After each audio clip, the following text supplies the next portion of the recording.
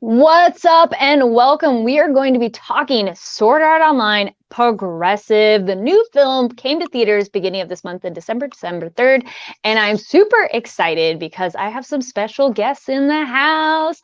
Welcome everybody joining us live. If you're watching this later, comment down below, and if you're live, join in the live chat, have your questions ready. We're going to go down the line of introductions. Let me move this here real quick. I am Kari Lane. I'm joined. We'll go down the line this way. We have Alex Von David in the house. How's it going, everybody? Who is director and adaptation for the English dub. And we'll get more into that a little bit too, in case you haven't seen our previous videos of explaining what that is, because I feel some people might not know. And then next one over, we got Cherami Leigh, voice of Asuna in English cast. Hi, I'm excited to be here. Yes, so excited to have you all. And then we have the chat going. Everybody's saying hi. We got John Knight says hi, Alex, Cherami. Maya Show says so excited. We also got SAO web novel enthusiast. I like it. Nice. Oh, that little tiny creature, little puppy, is so cute. Very cute. Hi. And apologies if I say anybody in the chat's name wrong. We got Arif says Alex, Cherami, hello. Well, let's start off. How are you both doing? And how does it feel now that the film has come out to theaters and it's been out for a little bit? We'll start with Alex. 2 weeks or that way. Yeah. Yes. Yeah, it's been out 2 weeks now. I mean, we, I think it was kind of like, okay, well, this movie, we're gonna dub this movie. I knew about it all year long. And sure enough, it was like, okay, so like, I think it was maybe in October, they're like, okay, here are the materials. We have them. Get to work. Hold off on what you're working on now. Do this. And I was like, oh, okay. So I started working on it. I got like the scripts there were 4 reels to the movie. And I got the scripts done in like, I don't know, week and a half or 2 weeks or something. It was a fast turnaround for me. And then suddenly we were recording and then we finished in like a week and a half. And I was just like, oh, that was it? Wow. I mean, you're kind of covering it and tying it in of like, and also add, how was it recording during pandemic? I mean, as if anybody needs to hear this again. For me, it's just like we exploring like ideas and stuff. When we're in the studio, it's a little easier to all be on the same page because we're all within eye contact of each other. And I've said this before, probably on your show, Kari, that when we're working together, I'll sometimes like with Cherami or Bryce or Anaris, hopefully she'll show up. Yeah. We're having some technical difficulties on that, so hopefully she'll join us, and then if not, it'll be another time. Fingers crossed. But like normally directing isn't just like, just, you don't see somebody, you just like, oh, you just hear a voice, going, hey, a little happier. No, it's usually like, hey, happier, like actually smile, or for me, it's a little bit easier to like be a little more physical when, you're directing and stuff. Yeah. Like, just like this kind of motion or something, like really like, and so we don't have that opportunity recording remotely. Plus everything takes twice as long because the engineer, when they're recording, they're getting a delay. So it takes them a couple seconds to take whatever, say, Cherami just recorded and move it into place and then play it back to see if it's in sync. Usually I can see if it's in sync if what we're using for the video, what we're using to watch the video on, if that's not like lagging too much. But ultimately the engineer has to approve everything technically before we move on. So it's always a waiting game. And so, yeah, everything takes twice as long. We don't have the eye-to-eye contact that I prefer. Just getting to see everybody. and just say, hey, how's it going? Being in the same space with somebody, that it matters.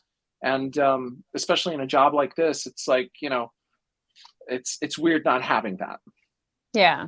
Then Cherami, how's it on your end, being the actor, having to not see your director and just hearing the voice? So how's recording pandemic for you? And then how's it feel as well for the film to have come out?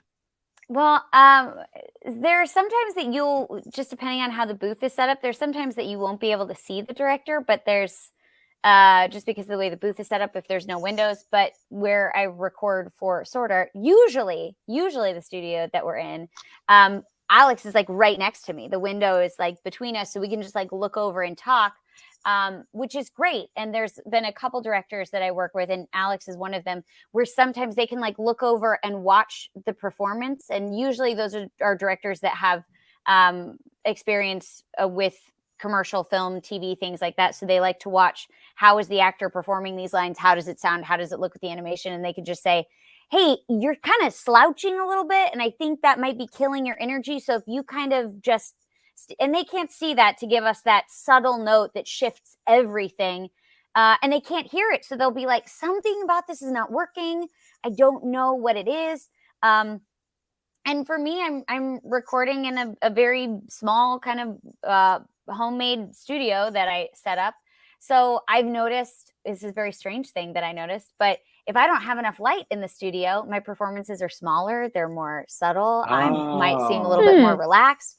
So that's one of the things that has evolved over time in quarantine. Is I was like, you need another lamp. Like this is very dark. And so my performances will get a little dark. I might be not as energetic. Also, specifically for the movie, we noticed that there's some scenes, obviously this is made to look great in an IMAX theater. So the animation is beautiful, but that means that it can be really hard for these wonderful services that we are able to use so that we can record remotely. It's hard for them to get the video to us. And so some of the more like action-packed scenes where there's a lot going on, I'll go, I'm sorry. I do remember there was one specific scene with the Nepenthes, and I was like, sorry, so does she jump and then stand? And you're like, she never just stands. And I was like, okay, she's standing. I can only see her standing. So I was so amazed when the film came out. There were a couple of scenes that Alex was having to direct me blind of like, so this is kind of with the action of what it looks like, and then we'll pick and choose. And then our wonderful engineer Kenneth would be like, all right, I know where I can fit this and I can fit this. And so when I watched it, I was like, wow, I saw none of this when we recorded it. And it was great getting to see it live. I remember that because Kenneth, I think he tried to like just frame by frame go through the different beats for you.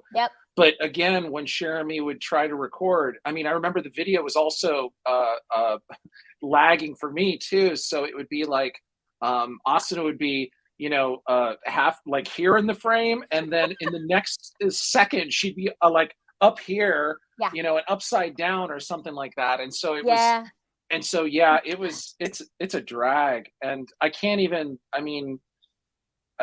apologies, Cherami. I wish we could figure out something that doesn't have that kind of lag on it, because it's just the more busier the animation, if it has like, I think in War of Underworld, we figured out what was going on is that if the camera was moving on more than one axis, and there were particles in the air, like either laser beams, light, or whatever, some kind of effect floating in the air or something like that, the video would just like lock up and it would just start lagging like crazy. And so we were like, oh, okay, so the busier the animation, the harder it is for the computers to push the signal to us. Just laser beams. Like if it's a black screen, but somebody's like, oh, laser beams coming out, and that's all you see with one person in the middle, and you're like, this is a pretty standard shot. Why is it locking up?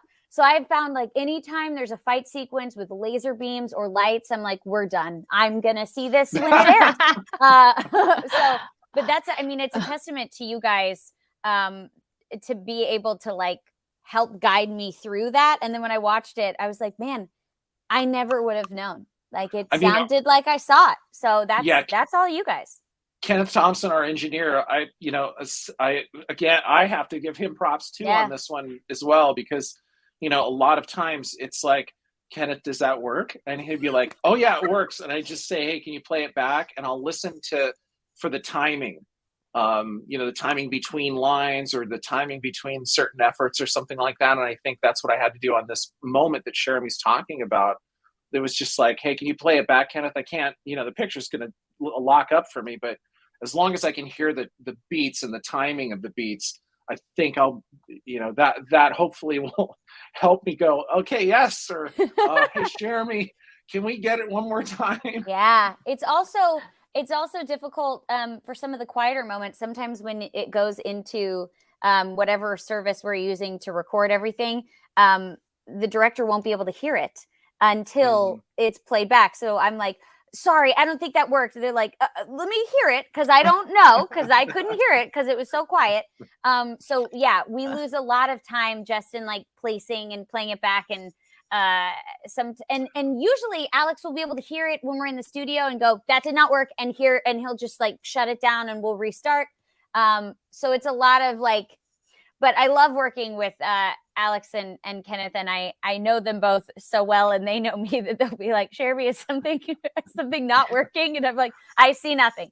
I feel this is a reasonable question too. So Tom P from the chat says, why can't they remove the effects and only show the characters to get rid of the lag problems? So we're talking about the picture. So we can't remove the effects from the animation. I think Tom is thinking that we were talking about like the earlier music stages. And effects, the music and effects track. Yeah. So we the actors need to be able to hear the music and effects to know how loud to be.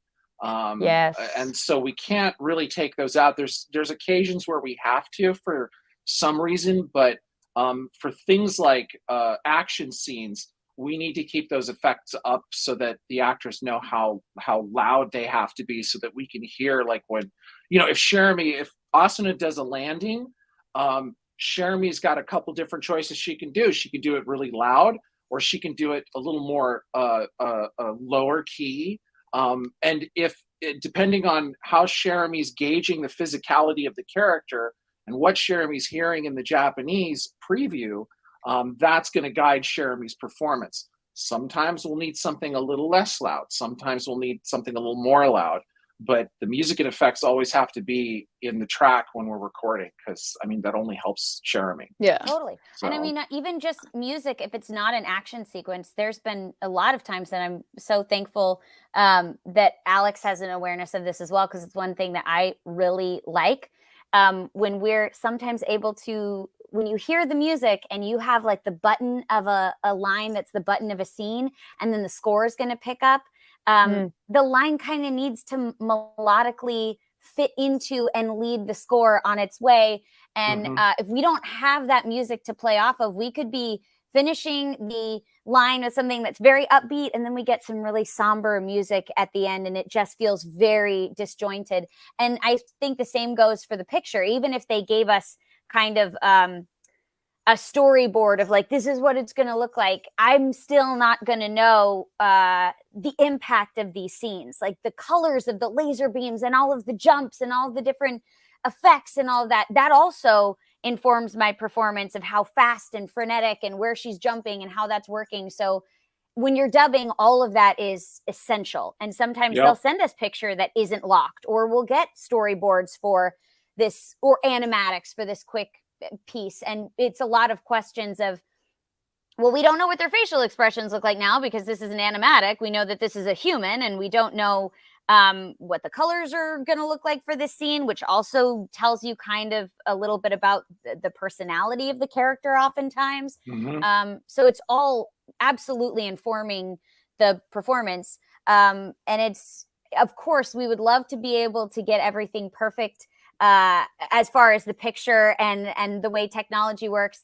But what I have learned when I've worked on projects is I'm a perfectionist, and Alex has experienced this all the time. I'm definitely a perfectionist with Asuna. We're in the same boat. Yeah. And sometimes Alex will be like, it's great. it's great. And I'm like, okay. He's like, do you want to do it again? Yes, please. And then he'll go, we'll play it back and I'll go, he was right. The first take was better. I should have just let it go. But I've worked with a couple directors that have said, life is not perfect. So these scenes cannot be perfect. The character's life is not perfect. We're telling a story. We cannot get everything perfect all the time. First of all, we just don't have the time. Second of all, it's not honest to the characters. So and we're running into lunch. Yeah, exactly.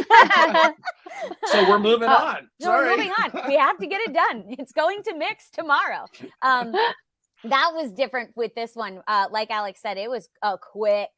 I heard all year long, people were like, SAO Progressive is coming. And I talked to Bryce. I'm like, are we doing this? Are Kirito and Asuna in Sword Art Online Progressive? And he was like, I saw it in the trailer. And I was like, well, they said it's coming and I don't know anything about it. You're like, and I actually found out from Alex's tweet when he was like, it's going to be in theaters on December 3rd. Like, yeah. And I was like, oh, okay. And it was October. And it was a very quick turnaround. Like, I think my last day, I was one of the first people to record. And then one of the last people to record. Yep. And my last session, you were like, it's going to mix tomorrow. And I was like, well, if we got to get all this done today. So it was a very, very quick turnaround. But I felt incredibly comfortable working with these guys anytime. And I trust them implicitly. So even if picture's not working or I can't hear something or my screams are frying the microphone, which we also experienced that. I know that they're going to be able to make it work. So it's great. We got you. We have yes. A pseudo technical question that I was curious about. So speaking back to doing eye contact, is ever Zoom or any kind of FaceTiming an option, or is that a delay issue as well? So so actors are having to push high quality audio from their booth to the studio over the internet. The studio is pushing the as best quality picture as they can over to the actor via some sort of different studios use different things. Some use Zoom, some use Skype, some use another piece of software that handles video and audio. But it's all like it's just a lot of stuff going on. Yeah. Yeah. Like there was a game that I worked on to be announced. There was a game that I worked on where the client was insistent that he had to have a camera in the booth or in the actor's booth to watch them as they performed. And I asked, oh, okay, well that might end up, messing up with and you may have some lag on your end. The audio may cut out every now and then and stuff. Are you sure you need that? And he's like, yeah, I want to make sure they're smiling. And I was like, what do you, I can tell, if an actor's smiling and stuff. He's like, no, but I need to see them smiling. Because that sold the performance for this particular client, and of course the studio obliged. That client was okay doing it. For someone like me, I already know that if I've got video going, so I can watch the actor and the actor can see me, it's just gonna mess up our connection. That makes sense. And I've had some studios that have wanted that, and I've tried to not compromise the getting video and picture and sound going through the same computer, and I'll set up another screen via an iPad on Zoom. But that's another issue, because then there's a disconnect because these are on two different signals. So they can watch me, but it's going to be 3 seconds delayed, and now I have a script on this computer, sound and picture and recording on this computer, and then Zoom here, and so I have 3 little screens, and it looks like I'm producing a show of just myself, and I feel very awkward doing it. But I've made it work. It's certainly not ideal, but usually that's when they really need to see the actor, is when they're saying we just need this as a reference and we can match it later. but we're trying to animate to your performance or use your That's a facial different expressions as a story. gauge. Yeah. But then they also have a storyboard that they want us to reference and a moving animatic. So there is an element of picture and recording. And so they've said, we know it's going to be off because it's running on a different system, but we're okay with it because we can sync the picture later. We just need it for a reference. Gotcha. But it's certainly not ideal. What is ideal is being in a studio. This is true. Another quick shout out from the chat. Anime Game Lover says, hi, everyone. Just popping to say hello, and you're all really awesome. I also want to give out Cherami and Anaris for their amazing performances. Loved this movie. Aww, Where's Anaris? Yeah, where is Right. Anaris? Anaris, Technical. we miss you. Gosh, man. There was another one. Thank you, everybody, for joining the chat. Loving it. Oh, here we go.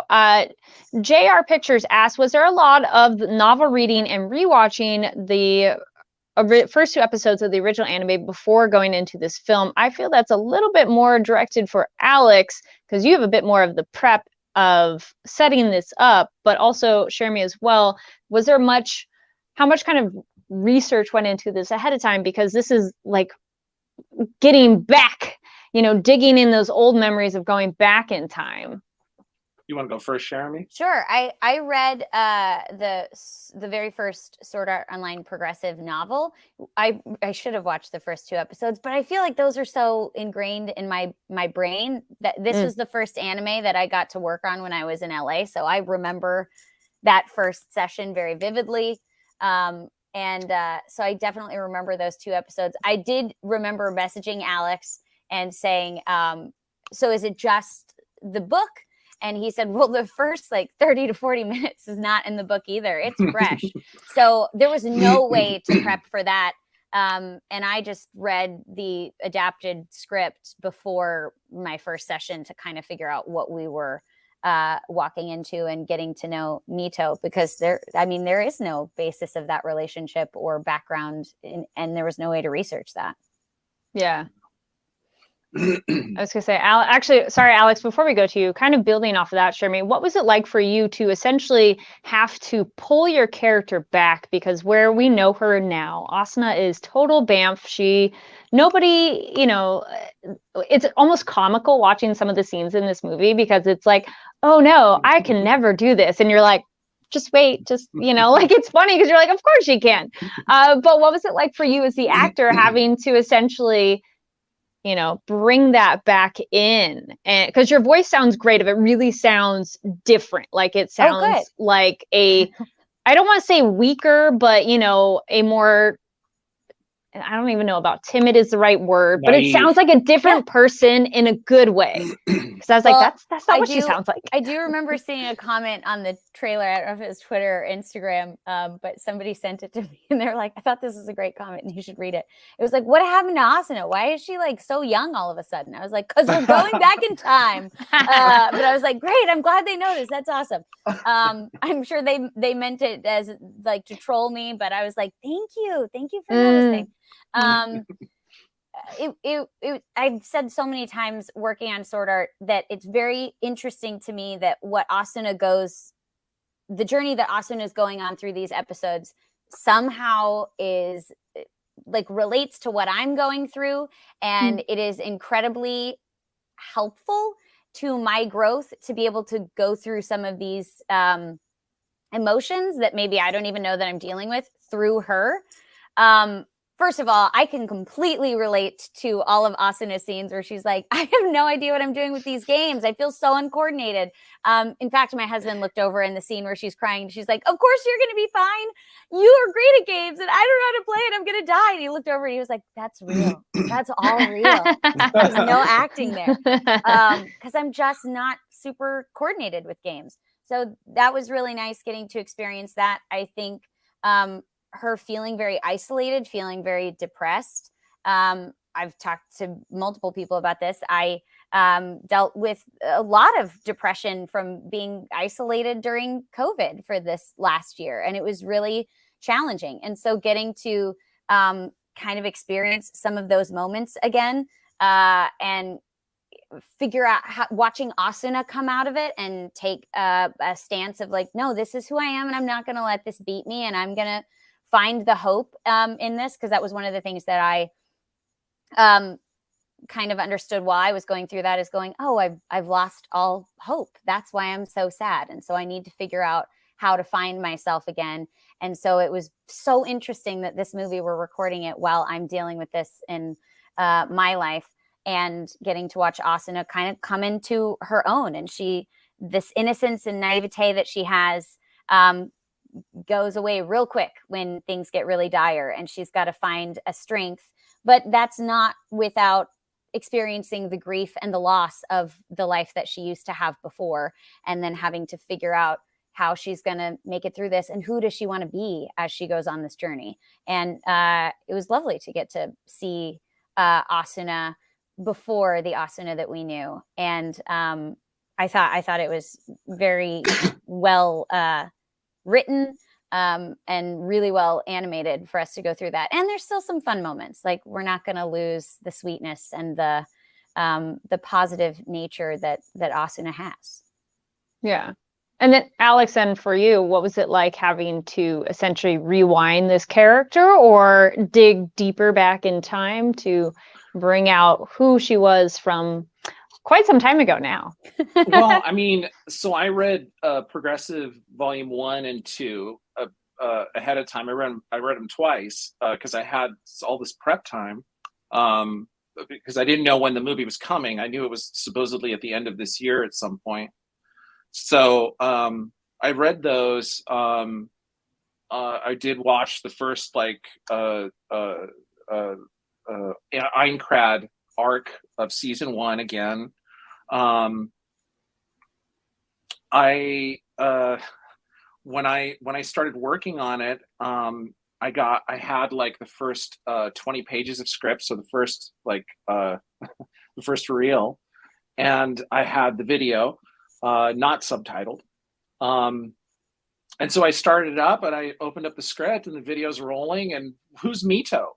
You know, Yeah. Mito, Who's what's that? that all about? Yeah, because I don't remember that in the book. So I grabbed the book, paused the movie, grabbed the book, started looking through it, going, no, there's no Mito in here. It's like, man, my reading comprehension, where did it go? No. You're like, do they have a progressive I'm getting prequel? older, so maybe I forgot. I don't know. Yeah. So yeah, so I was pretty surprised, happily surprised at what was going on with this thing, because all of a sudden it's like, oh my God, this is where Asuna sort of sprang from. This, you know, it was an Asuna I wasn't familiar with either. But I got it. I understood what was going on and why, and how it was going to help her get to the point where she is in the town of beginnings, you know, just completely busted out, ready to just go out and fight until she dies, like expend all of her, you know, HP, and go out fighting on her terms.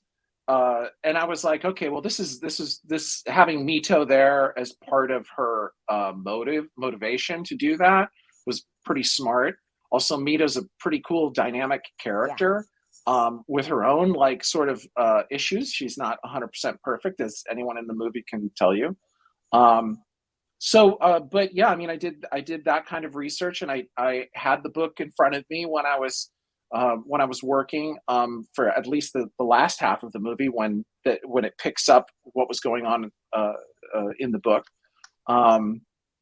The idea of going backwards and getting younger Kirito and younger Asuna. You know, it was just getting their voices. I knew that Cherami and Bryce, you know, they're professionals. They know what they're doing. So it's just a matter of just going back to the original voice references for Kirito and Asuna and just saying, all right, this is where we started. For Cherami, we had to, just because of Cherami's, the lightness that Cherami was putting in the character, just it seemed like it made the voice go a little younger and more youthful anyway, just with the personality that Cherami was baking into the performance. With Bryce, it was literally like, okay, you've been screaming, you know, on whatever other show you're working on, Attack on Titan, final season, part 6 or whatever. Part 6. You know, and it's, yeah, because it's never going to end, right? And so Bryce is coming in all, hey, how's it going? I'm like, oh, Jesus. I was just saying, like, no, I think this is the final season for Attack on Titan. I was being The sarcastic. final. Okay. Okay. But this They'll- is true. they'll It do keeps going. They'll give it the So then- they'll give it so the then- Full Metal Brotherhood treatment. We'll go back in time. Yeah. Oh, that's true. Yes. Yeah. But it was, everything that I was adapting was always geared towards, making sure that Asuna was naive. Making sure I didn't put any sort of edge in her dialogue that I didn't detect in the Japanese performance, or in the script. And yeah, it's just, it wasn't a stressful job, even though it was a fast turnaround. There were chunks of the script that were revisiting things that we'd already seen in season 1 of Sword Art. So I literally just I copied and pasted those chunks of dialogue before I got to those scenes. And of course, every one of those lines had to be tweaked somehow, some way, whether it was because of the mouth flaps were now shown, as opposed to in season 1, we were behind the character, or there were all sorts of little tweaks that needed to happen with those scenes and stuff. But I wasn't, I wasn't nervous about it. It felt, the minute Cherami logged on and Bryce logged on, it was like, hey guys, how's it going? It's like home, Yeah. It was very, I've said this before, with Cherami standing right there. Yeah. This was 2 weeks ago at the thing. Yeah. Yeah, it's like comfortable. Absolutely. It's like, oh, it's Sword Art. Okay. Yeah, so many people have told me over the years, like, Sword Art is a comfort anime for me, and I'm like, it is for me too. Like, it is. Yeah. It's like my Sword Art family. It's. I trust everybody there. I know that everybody loves the show, that everything's going to be taken care of, and it's just nice.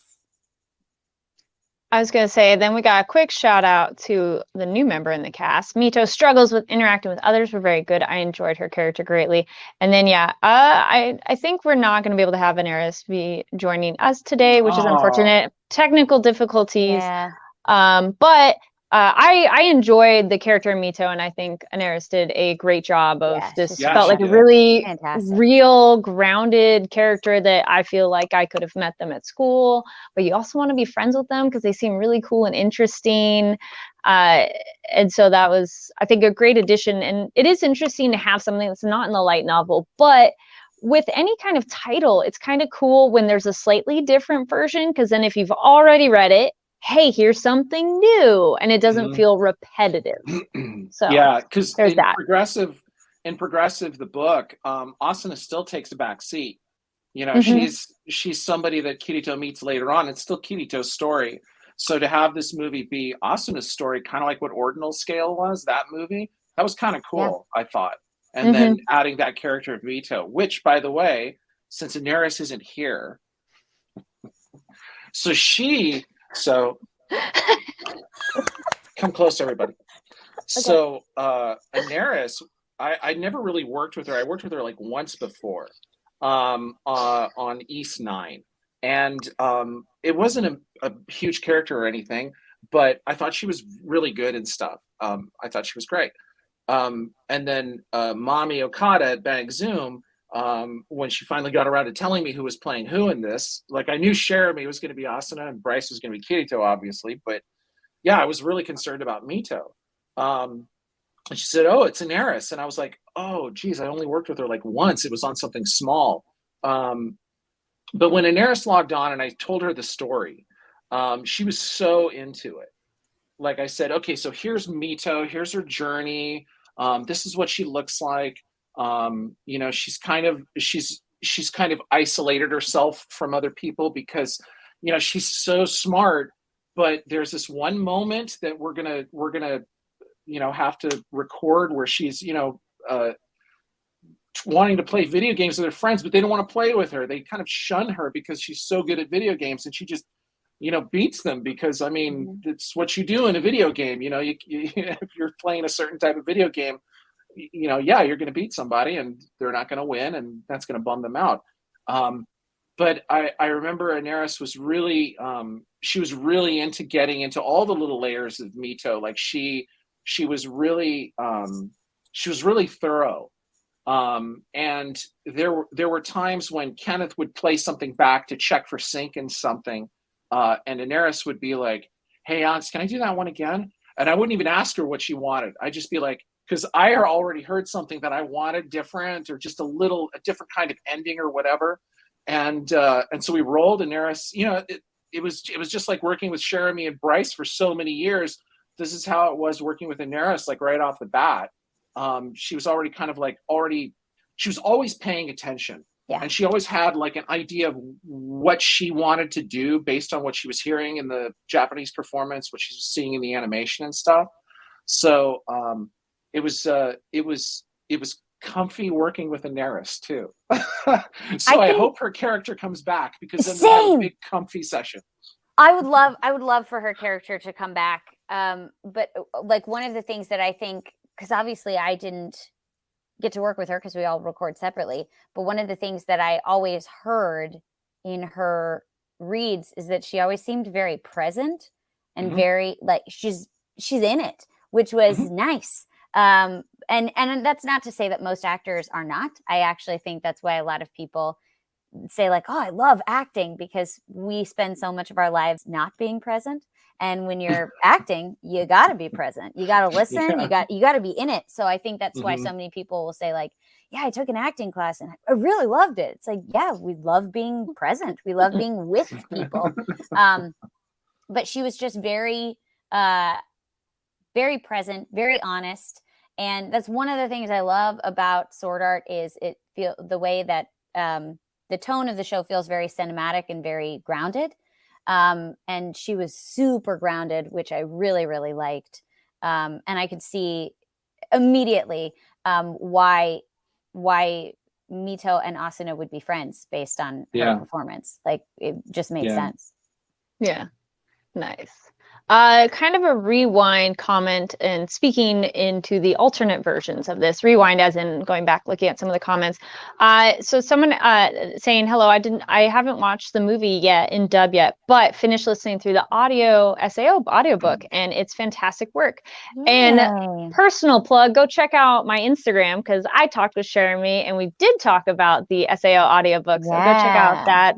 That's a full hour with just Cherami. So that was it was so much fun getting to do. No offense, Alex. The audio.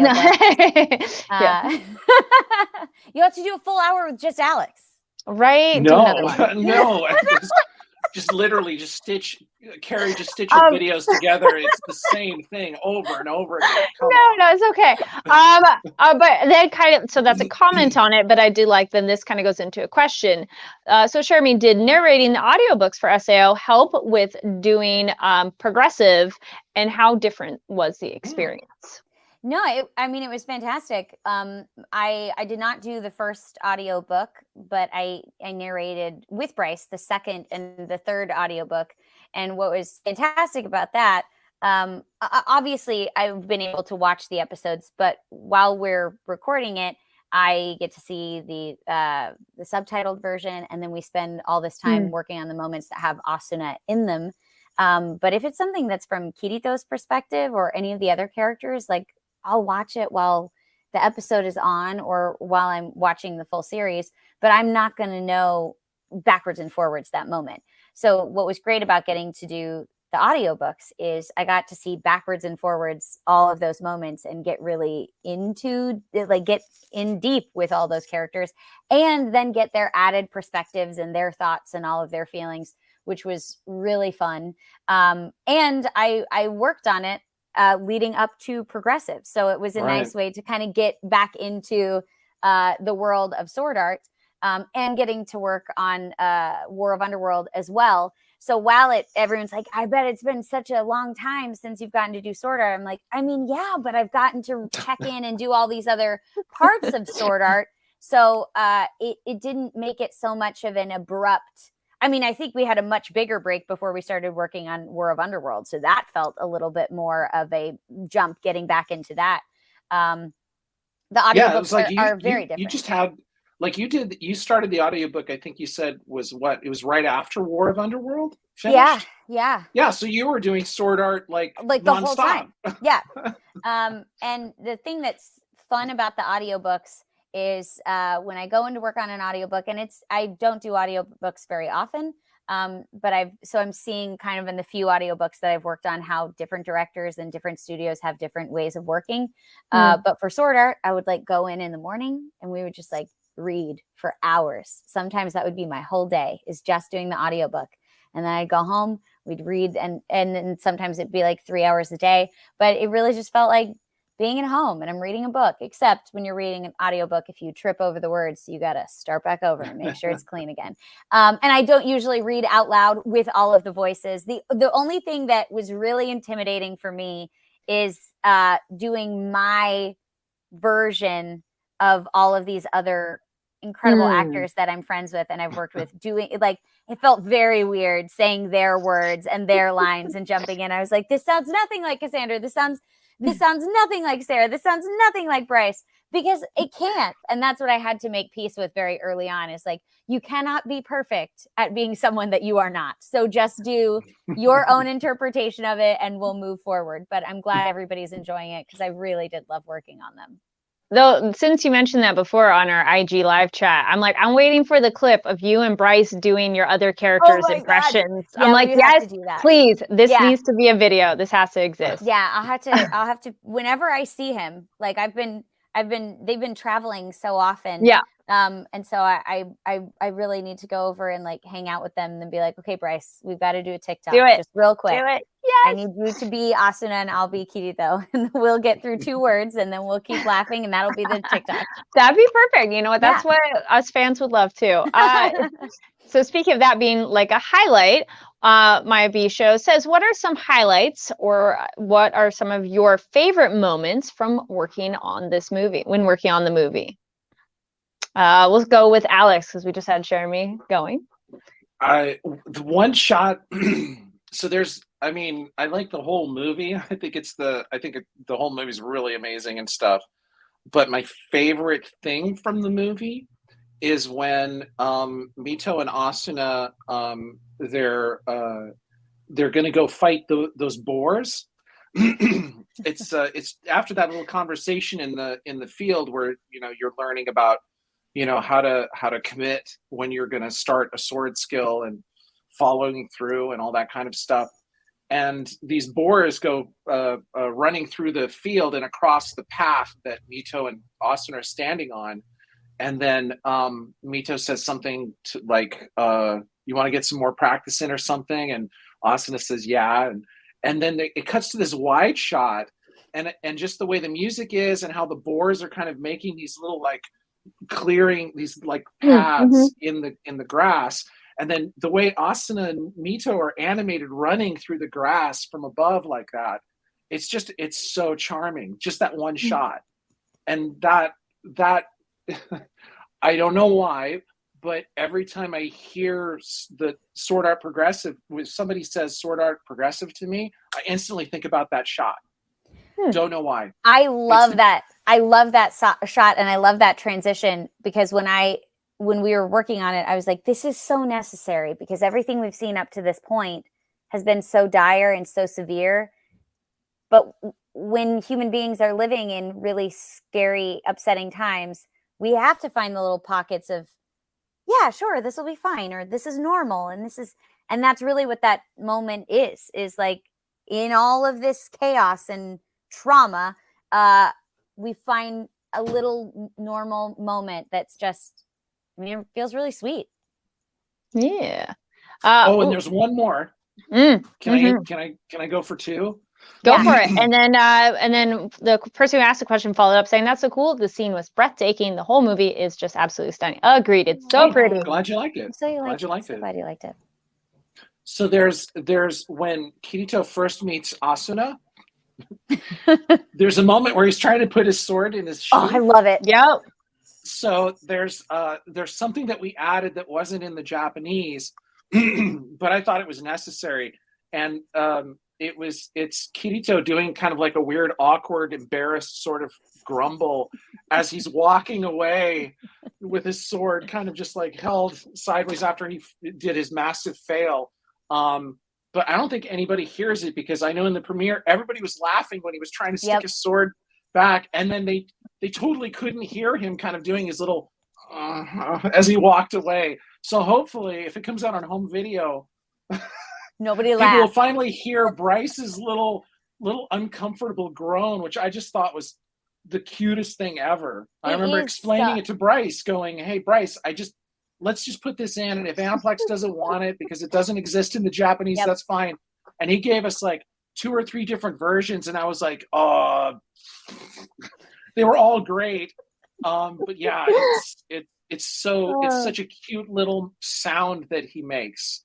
Everybody that I've talked to, that's gotten such a huge laugh, and they're like, that's one of the biggest laughs in the movie. That and the bathtub, which was also very fun. Yeah. The bathtub, like, take me to the bathtub.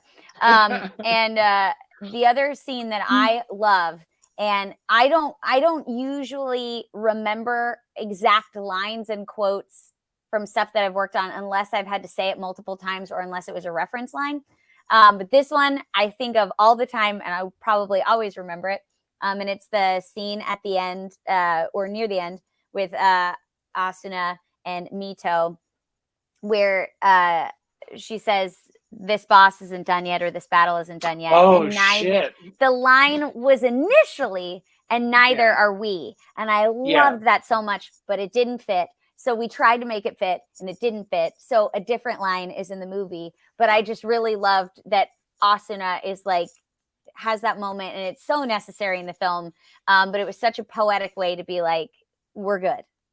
It's fine. The friendship is not over, which was really nice. So the reason I changed that wasn't because it didn't fit. The reason I changed that back is, again, that line was because the translation was something bizarre, like something I couldn't like even wrap my head around.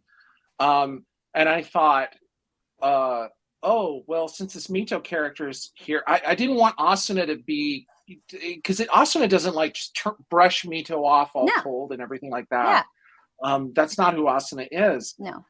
But there was never a moment when Asuna said, "Hey, it's okay." Like, just she was never direct like that with Mito. It may be a cultural thing, I don't know.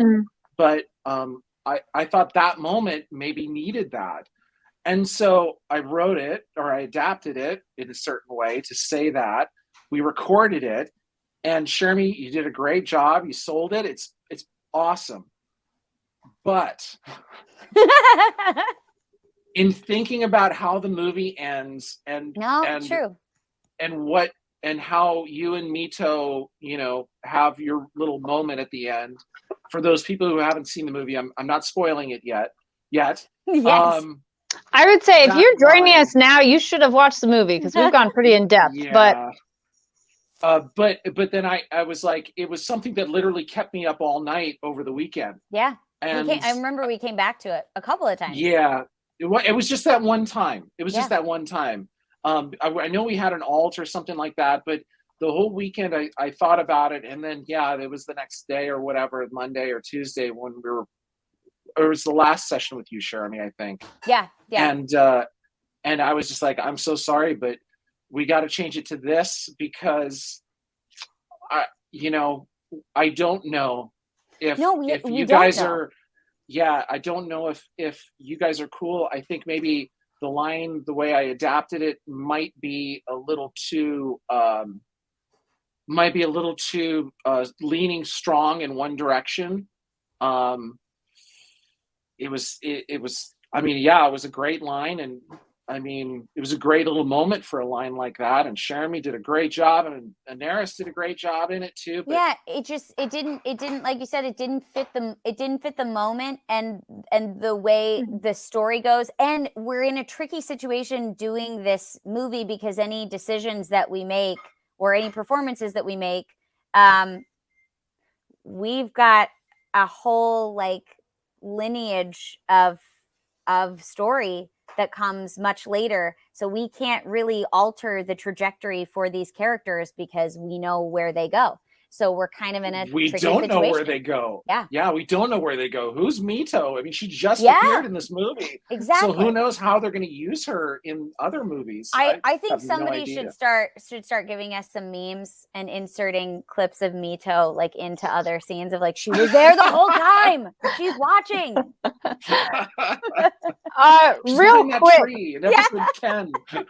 I was going to say, real quick, Alex, in case people haven't seen interviews with you yet, could you please briefly explain? So, for your job, as you are not only directing English voice cast, but you have to do writing in terms of adapting a script. So, what does that mean exactly for you? Like, what is your process and what goes into it?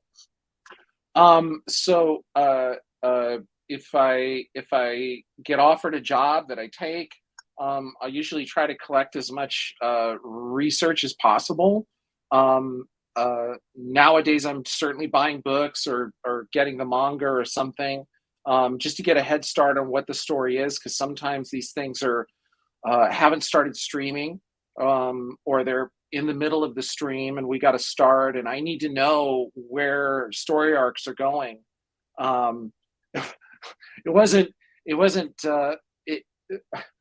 I did all this reading and research for Promised Neverland season 2, and it's just totally different than the manga.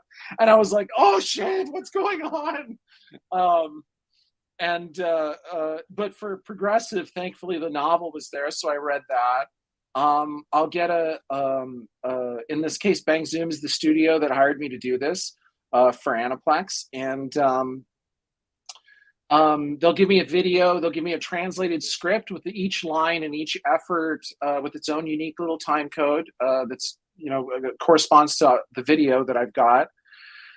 And I'll just go through it and start on line 1 and just I'll look at the line, I'll listen to the Japanese performance, I'll go back to the line, and if the character has mouth flaps, if their mouth is moving, then I'll look at the line and I'll try to my first thing that I do is what the hell does the line mean?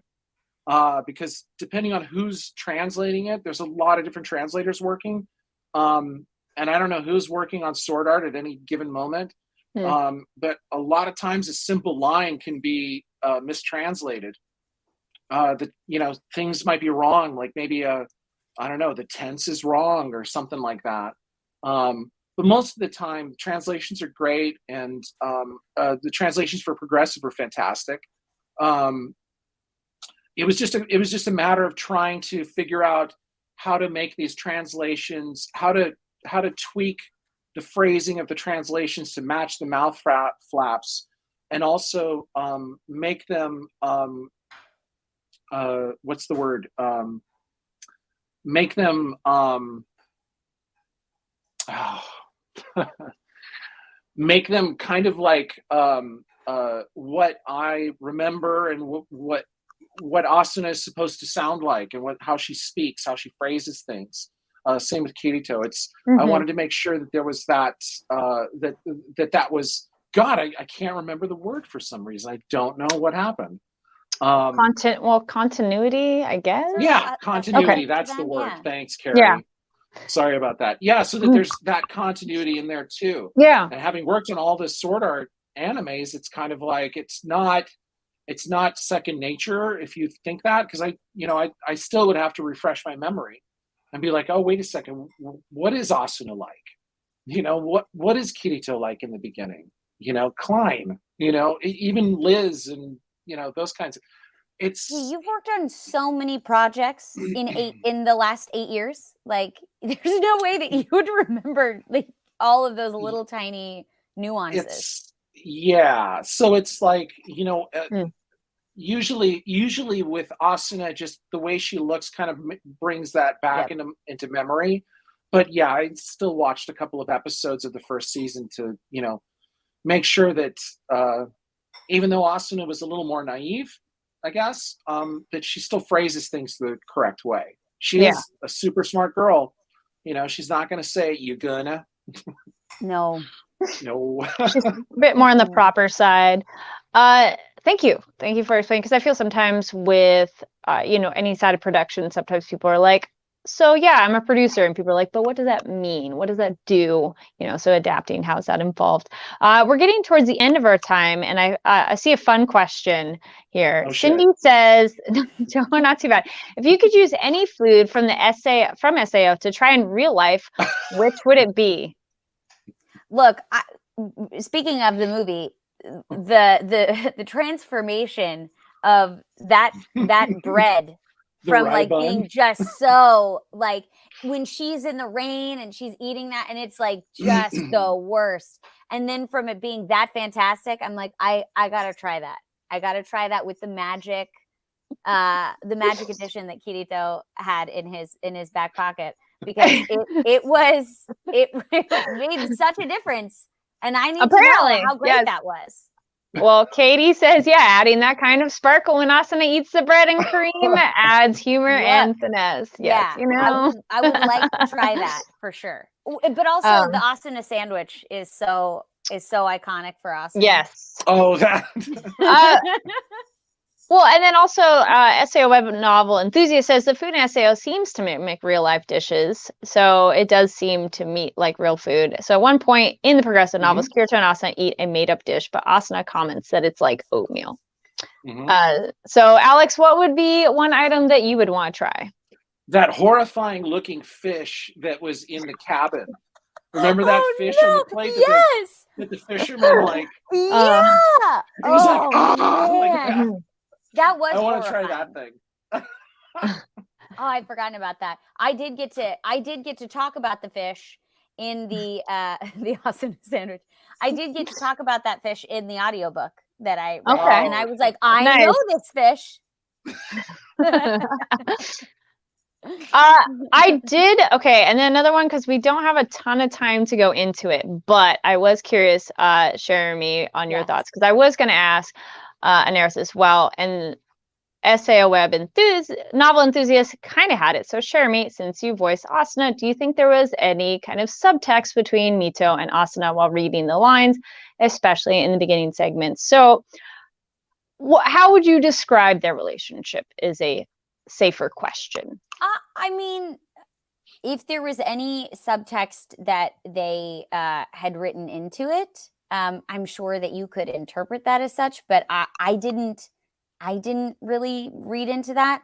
I just thought that they had such a close bond, specifically because they're so intelligent. They can talk about things with each other that they can't share with anybody else. They're incredibly competitive, and as was evidenced in that scene with Mito when which is my husband was like, oh, such a heartbreaking scene when the kids are like, we don't want to play with you, you're too good, because they're so competitive. I'm sure they've both had experiences where people have been like, you know what, Asuna, I don't want to study with you, like you always get A's and I get C's. And so they have that really great connection that they can be honest with each other, and they're like, this person gets me in a way that not everybody else can. Not to say that they don't have other friends, but and of course, I think when people have said, well, you know, when they start getting into the game, they seem a little bit closer. Yeah, they're literally relying on each other in life and death situations. They're the only friends that they have. They are each other's lives.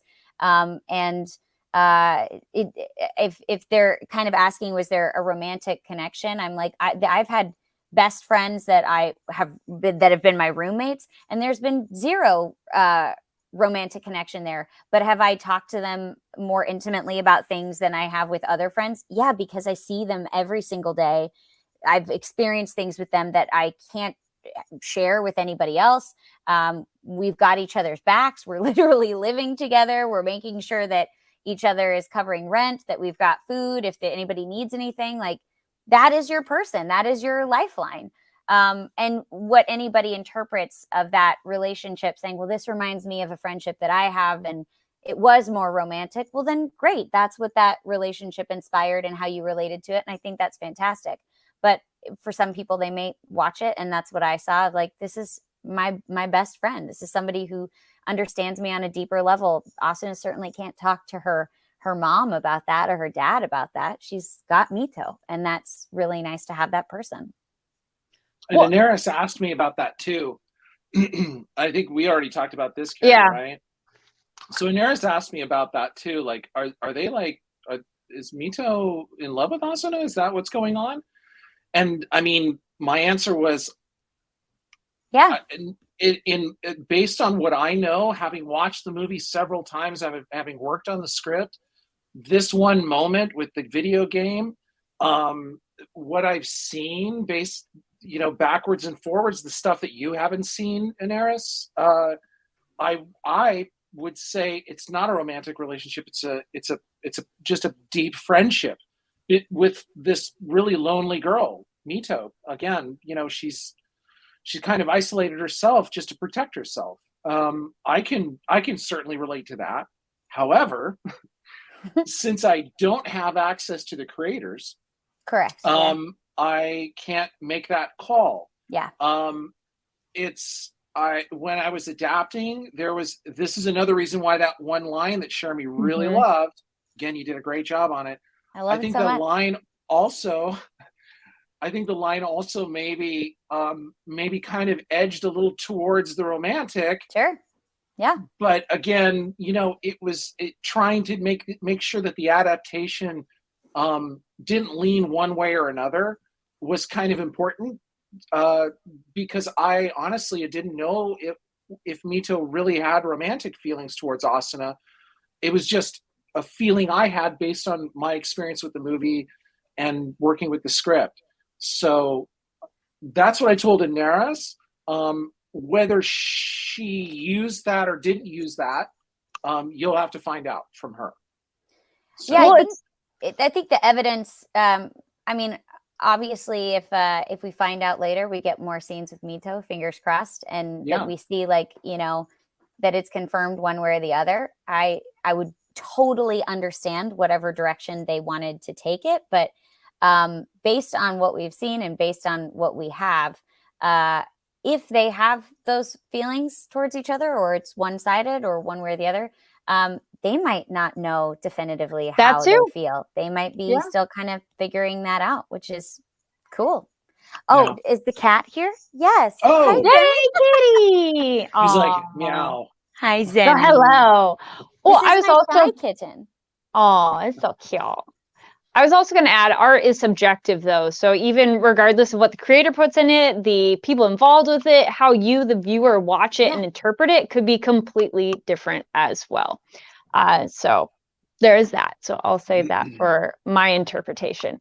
Also, give a shout out to Mito's SAO avatar. That montage was hilarious. Yes, the first avatar Mito has was super funny. That was very amusing. Nice. Well, thank you so much, everybody in the chat. As we're wrapping up here, is there anything you would like to add regarding the film and anything you would like to promote that you have going on? We'll start with Cherami. I want to thank you guys so much for going out to see the film. I have gotten so many messages and people posting their ticket stubs and letting me know their thoughts, and it means so much. I mean, it's really cool to get to voice a project that goes in theaters, but we wouldn't get to do more projects in theaters if you guys didn't go see it. So it means so much that you guys are supporting it, and that you guys are sharing your thoughts and feelings. It's really lovely. So thank you so much. I am doing one more signing and I think a panel this weekend for Streamily and Cookie Run Kingdom. I voice Cotton Cookie, so I'll be doing that this weekend if you're a Cookie Run fan. But yeah, I'm thrilled to get to be able to be going back to conventions, and it was amazing to get to see everybody at the premiere event. So thank you guys for coming and checking out, and I'm so excited to get to see you guys in person again. Yes. And then Alex. Well, if you did mask up and go to a theater to see it, hey, thanks for taking the risk. That's awesome that you did that. If you're feeling kind of iffy about it, hey, no sweat. I'm sure it'll be out on Blu-ray eventually. I hope you check it out there. Or maybe it'll be on Funimation, seeing as how Funimation, Aniplex, and Sony are all kind of working together these days. Which is great. To those people who did go see it, yeah, thanks so much for supporting Sword Art. Yeah, I saw some of the pictures too. Some of you guys, cosplayed, and it's always really fun, seeing everybody getting into it and stuff. And I'm glad that